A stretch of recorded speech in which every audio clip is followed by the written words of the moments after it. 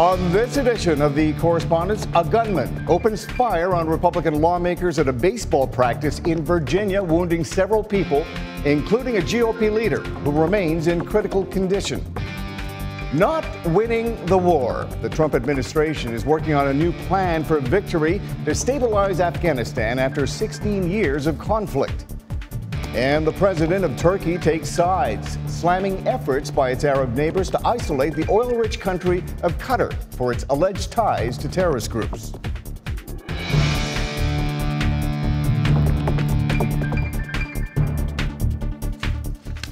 Hello, I'm Millar Sega, and this is the Correspondents on Voice of America. A man with a rifle and a lot of ammunition. That's how witnesses describe the shooter who opened fire at a group of U.S. congressmen Wednesday during early morning practice for the annual bipartisan charity baseball game. 4 people were wounded, including House Majority Whip Steve Scalise, the third-ranking Republican in the House of Representatives. VOA White House Bureau Chief and correspondent Steve Herman was on the scene for us in Alexandria, Virginia. The president and vice president canceled their public events for the day, and the House of Representatives, stunned by the attack on its own members, halted proceedings. We may have our differences, but we do well in times like these to remember that everyone who serves in our nation's capital is here because, above all, they love our country. The congressmen and others, many wearing shirts with the word Republican on the front, were holding their final practice before Thursday's annual congressional baseball game, a tradition stretching back more than a century. I looked up at one point and saw the gunman. He'd come around the back near home plate and had a clear line of sight into the dugout. And so we had to get down again. And Steve Scalise was laying motionless on the field. He had dragged himself off of the infield into the outfield. A trail of blood where he went. Witnesses say they heard dozens of shots, and law enforcement officers on the field returned fire. The only reason there was a security detail was because of the presence of Congressman Steve Scalise, who is assigned officers because he is considered a leader of Congress. Otherwise, the casualty toll likely would have been much higher. And for more now on this shooting and its impact on U.S. lawmakers, we are joined here in Washington by VOA White House Bureau Chief Steve Herman, who filed that report from Alexandria, Virginia, and by VOA congressional correspondent Catherine Gibson. I thank you both for joining us. Steve, it could have been much worse, as you say, but we've seen this movie before. 2011, Gabby Giffords in Arizona. Fast forward to this week in Alexandria. What does this tell us about the current state of political divisions here in this country? Well, I think you can tell from social media just how divisive the country is and the type of rhetoric that is being used and calls for violence from extreme voices on both sides. And I think people are obviously stunned by this, but people are not surprised that this sort of incident happened and could happen again. Right, kind of a wake-up call, but these divisions were not on display on Thursday night. You were at the game that they refused to postpone. What was that like? This bipartisan baseball game went ahead as scheduled. It was really an incredible moment because, you know, we've had a pretty intense, contentious year up on Capitol Hill, Mill. We've had a lot of debate about health care, about the Russia probe. And this moment felt like a pause in all of those politics. Just a moment to step away and just play the game of baseball that has really for decades brought those lawmakers together. They didn't want to let that go, and it was a really special moment in the ballpark. Steve, it was interesting to see political foes side by side, you know, sort of doing the kumbaya moment. How long is that going to last? That is a great question. I think that the issues, the emotions are so strong that it's inevitable that we'll be back to business as usual. And you're dealing with these legislators every day. It's not like it was 30 years ago where you may have been a Republican or a Democrat, but they were pretty much in sync about the overall mission and would socialize together even though they had policy differences. Right, and that's the thing about the congressional baseball game is that it's one of the few moments left up on Capitol Hill where the lawmakers actually spend time with each other. You know, most of the time, once the House is out of session, they fly back home to their districts. And something is lost there when they don't spend that time with each other, when they're not invested in working together. And I think that's contributed to this country's contentious political debate. It was a caustic tone we've seen for a long time. And Steve, despite the deepening troubles the president is experiencing now with the Russia probe, he seemed to sort of let go of all this bipartisanship and actually try to unite the country. This was a moment when he was truly presidential in his statements, and that didn't last long because, again, on Friday he was on Twitter railing against the special counsel.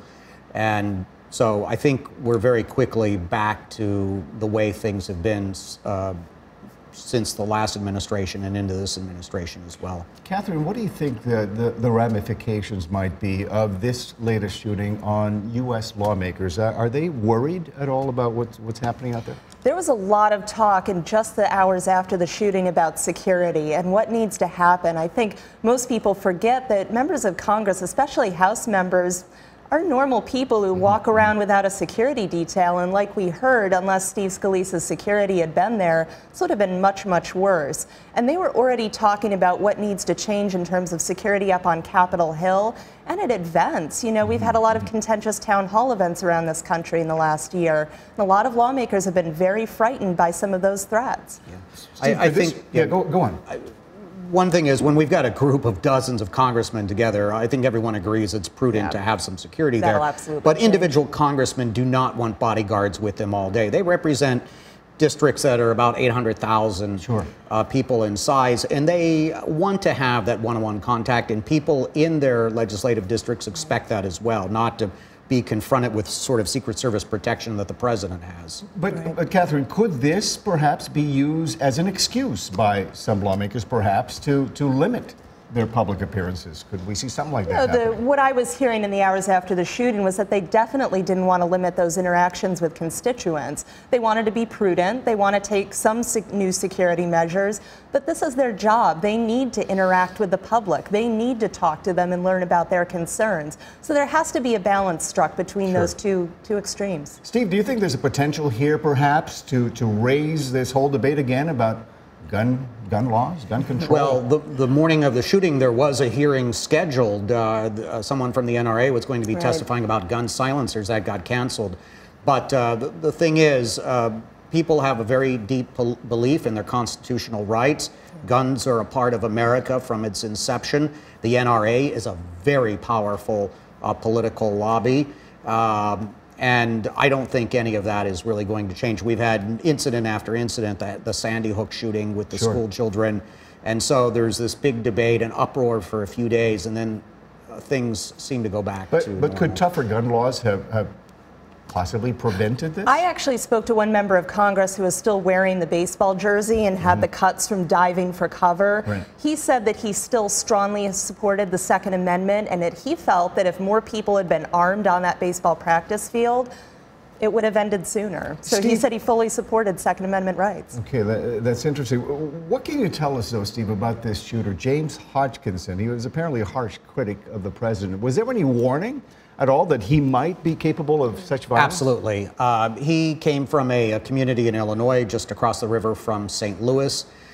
He had been active on social media, posting against the Republican Party and Donald Trump. He had a police record with incidents of violence previously.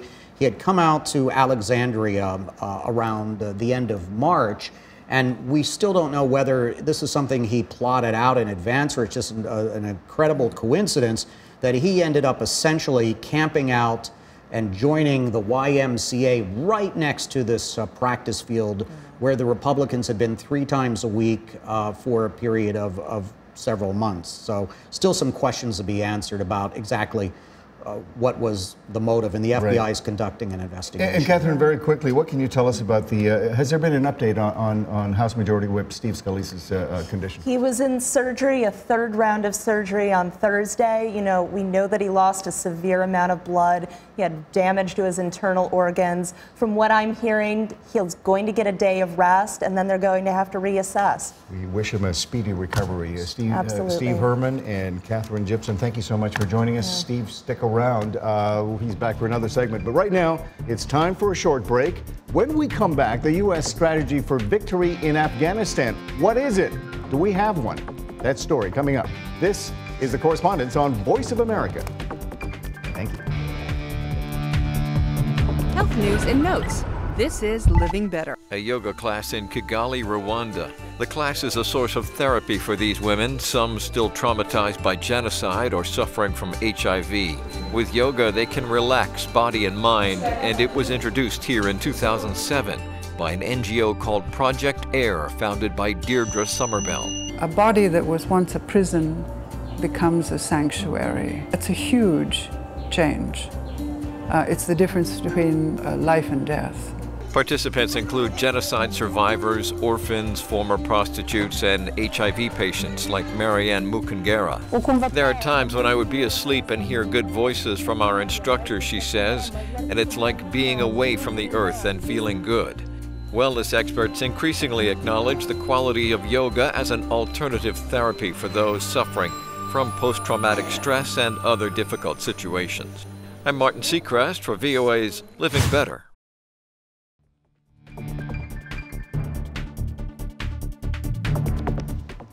And welcome back to the Correspondents on Voice of America. I'm Mil Arcega in Washington. The United States is not winning in Afghanistan. At least that's a professional assessment of U.S. Defense Secretary Jim Mattis, who testified before lawmakers at a Defense Department budget hearing this week.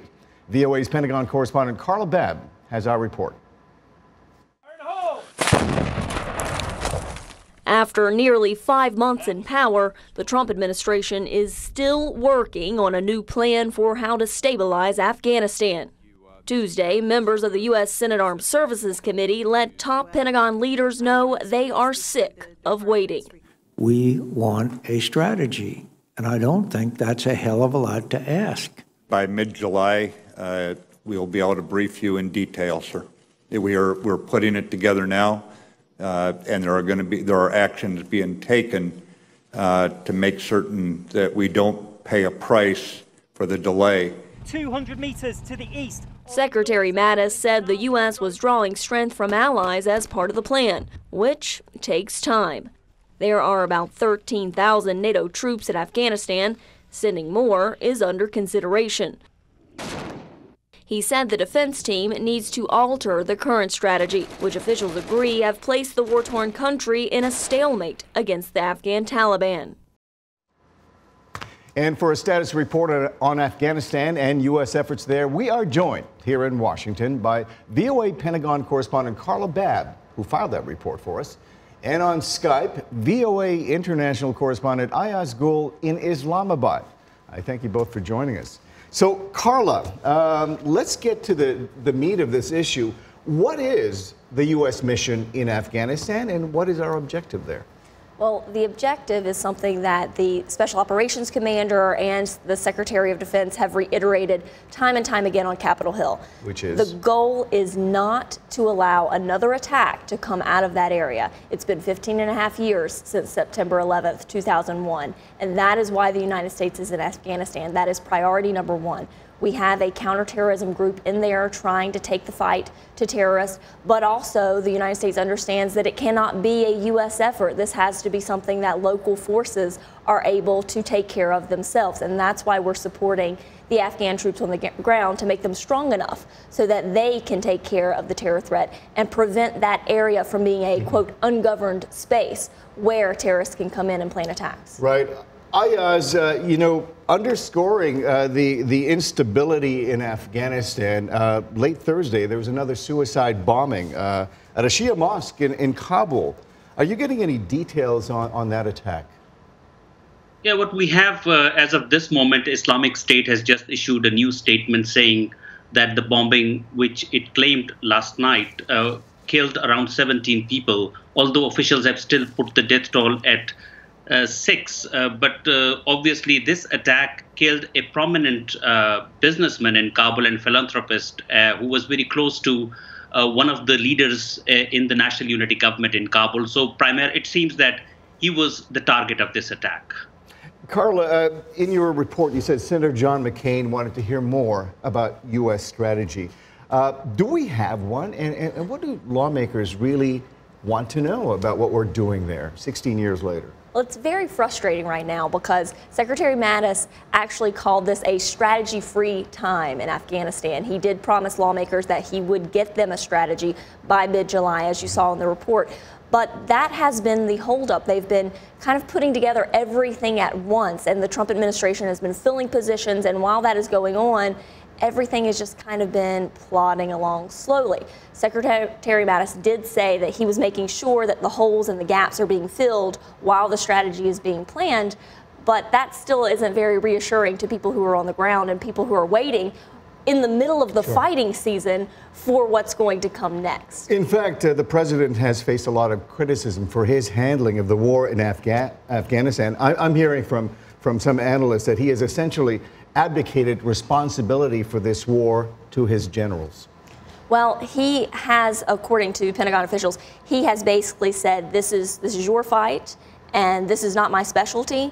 I'm going to let you do this and figure this out. And so we just learned this week, a few days ago, that Secretary Mattis has been given the authority to set the numbers. I know that he wants to focus not just on the amount of troops on the ground, but the capabilities that they can bring to the fight. So we've been hearing anywhere between about 3,000 to 5,000 U.S. troops. Other officials have said 3,000 to 5,000 international troops. But these are going to be focusing on primarily helping to rebuild the Air Force for Afghanistan. They currently don't have a very strong one, and they're not going to get a very strong one until at least 2020. And then also trying to double the amount of special operations forces, because those are the guys that have really been bringing the fight to the Taliban and really given the Afghan government an opportunity to stabilize the country. So we can expect to see more U.S. boots on the ground there. Ayaz, you're a lot closer to the situation there. How do Afghans see the role of the United States in their country? I guess I'm trying to find out, do they consider the U.S. a bank, a security police force, a big brother?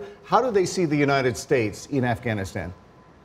Well, it's like, it's all three of the expressions are true, because the ruling elite in Afghanistan are desperate to have the United States continue its role in Afghanistan, lead role, in fact. And the youth in urban Afghanistan is also in favor of having a stronger U.S. role in the war against the Taliban.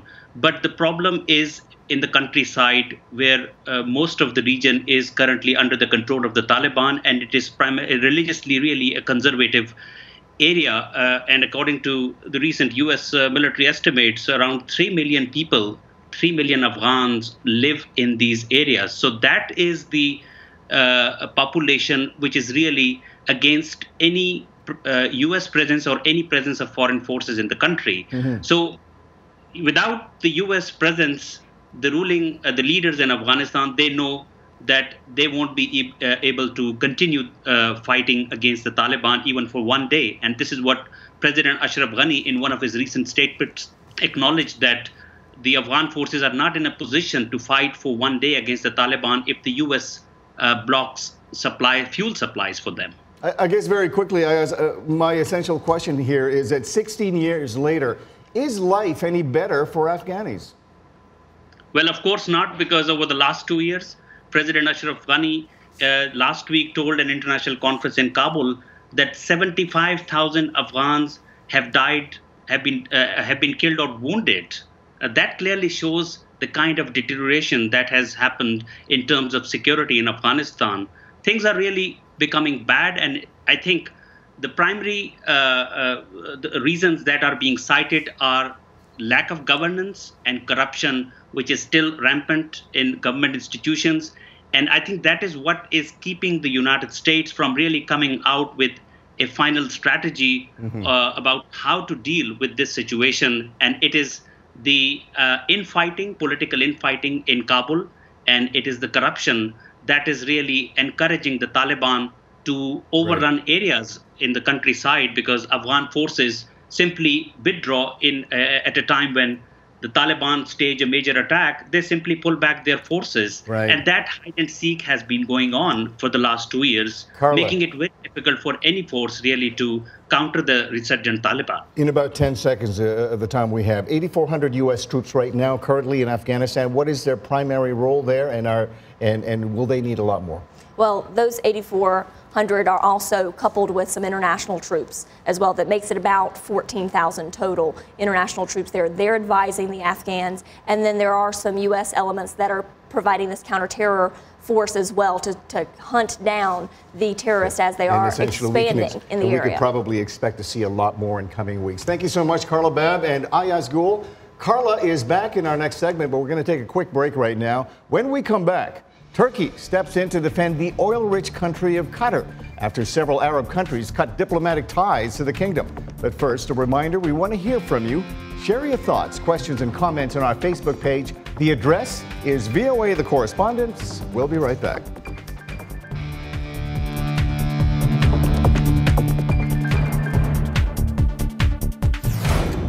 This is BizBeat. People from around the world have enjoyed the unique hand-carved sandwiches at Manhattan's Katz Deli for over 100 years. And during World War II, the New York delicatessen began shipping food and salami to young men in the Army. Today, the renowned deli, always filled with thick, stacked sandwich eaters, wants to try shipping their famous meats around the globe.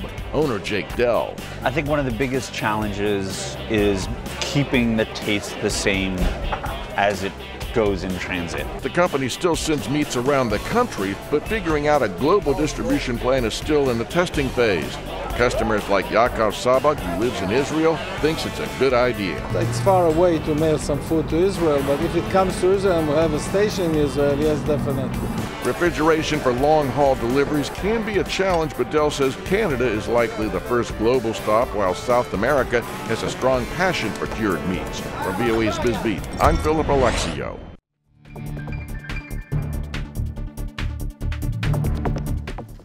And welcome back to the Correspondents on Voice of America. I'm Millar Sega in Washington. Well, Turkey's president has strongly criticized efforts by several Gulf countries and Egypt, who he claims are trying to isolate Qatar over allegations that the country is a state sponsor of terror. He described the move by 4 Arab countries as, quote, a death penalty for the small but wealthy oil-rich country. Now, in a speech to party members in Ankara, President Recep Tayyip Erdogan reiterated his country's support of Qatar and pledged to help end the crisis. He said that Qatar has practically been sentenced to death, adding that it is neither humane nor Islamic to isolate a neighboring country. Turkey's foreign minister paid a visit to Doha, Qatar's capital, this week, and Erdogan called on the king of Saudi Arabia to resolve the crisis. So what's behind this family feud, and what's the U.S. involvement in all of this? To help us out with that, we are joined once again by VOA Pentagon correspondent Carla Babb and by our White House Bureau Chief Steve Herman. I thank you both for sticking around for a second segment here. Now, to both of you, before we get started, because I get a lot of questions on this, let's clear this up. What is the correct pronunciation of Qatar? Qatar. Is it Qatar or? I would go with Qatar. So if you go with Qatar. Right. I lived there for a couple of weeks, and when I was in Doha, the locals would say Qatar. But it is an American English pronunciation to say Qatar. So technically, either pronunciation So what do you correct. call the people who live in Qatar? Qatari. Qatari. Is that how we pronounce it? Qatari. Okay. That's close enough. It's hard to get Arabic into English. Steve, okay, so let's drill down into this issue. What are you making of this Arab split, and why are these 4 countries, Saudi Arabia, UAE, Bahrain, and Egypt, ganging up all of a sudden on Qatar? Well, this is the Middle East, and nothing's black and white. And there's an old phrase that my enemy's enemy is my friend. There are lots of frenemies, enemies, friends in that area.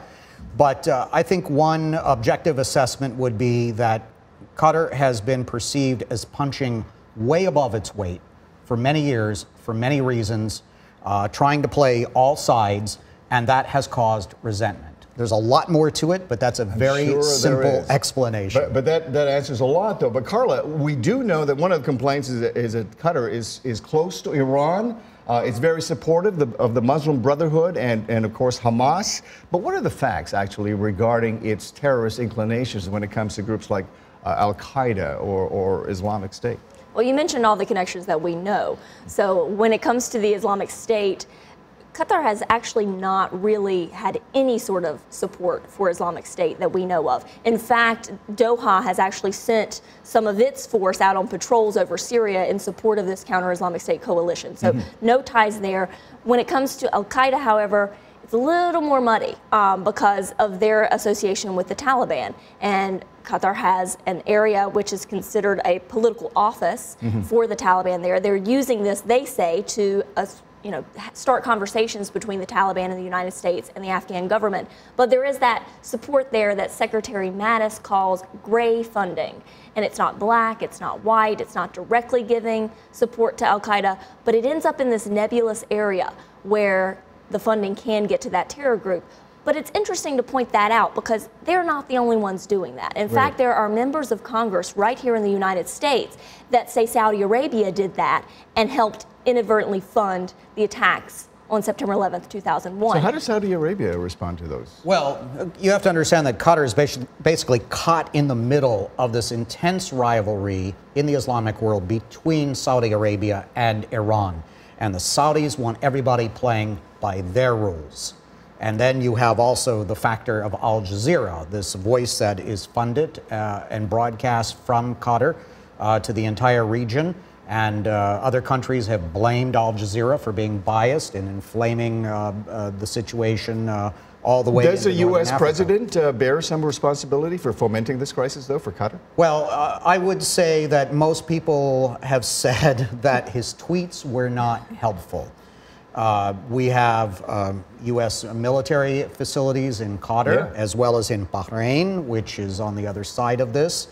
And there was some criticism that maybe the president didn't realize this, but when in his speech in Riyadh, where I was in the room for that, he specifically did mention CENTCOM being. And I wanted to talk Qatar. to Carl about that because that sort of puts us, the United States, as kind of a weird conundrum. Qatar is home to the largest U.S. military base in the Middle East, some 10,000 American troops there. How can we condemn Qatar and still continue to operate there? Well, it's not affecting operations, the Pentagon has repeatedly said, although there was one little hiccup this week when Secretary Tillerson said that it was affecting operations. The Pentagon scrambled and came out with a statement about an hour later saying that while it wasn't affecting current operations, it was getting in the way of some future planning. So that's kind of how they smoothed that over. But there seem to be suggestions that from some countries that perhaps the United States should move its military base out of Qatar. Well, obviously, those who are allied with Riyadh and the Saudis themselves would prefer to see that happen. But you've got a situation now in Qatar where Maersk, the world's biggest shipper, is saying nothing's going to go in or out of Qatar through our ships. It's just not logistically feasible. And so it's not affecting operations right now. But when you're talking about movement of personnel, the country being isolated, and you have Turkey and Iran now coming to its aid, this situation is not tenable. I believe it is a much more dangerous situation. It's very volatile, and there has to be moves to tamper this down, or it could get out of control. And Carla, I assume this is going to further complicate U.S. response in the region. Well, yes, because you mentioned that it was the largest base in the region, but it's also the headquarters for U.S. Central Command, the forward headquarters there. So there's operations against the Islamic State. There's also the operations in Afghanistan that we were just talking about earlier in the show. So all of those could potentially be affected. Is it going to happen? My sources say no. There are too many reasons why the United States wants to keep that base right where it is. There are too many reasons why Qataris want the United States there. But there are as always, it's a fascinating discussion and never enough time to actually explore all the issues. But my thanks to Steve Herman and Carla Babb for double duty, and to all our correspondents today. That is our show. We hope you join us again next week for another edition of The Correspondents. And make sure to visit us at voanews.com to find out what's going on all over the world. And do check out our programs there. Just click on the Watch tab on the upper right. We're also on Facebook and YouTube at VOA The Correspondents. Thanks for watching. I'm Mil Arcega for now. So long from Washington.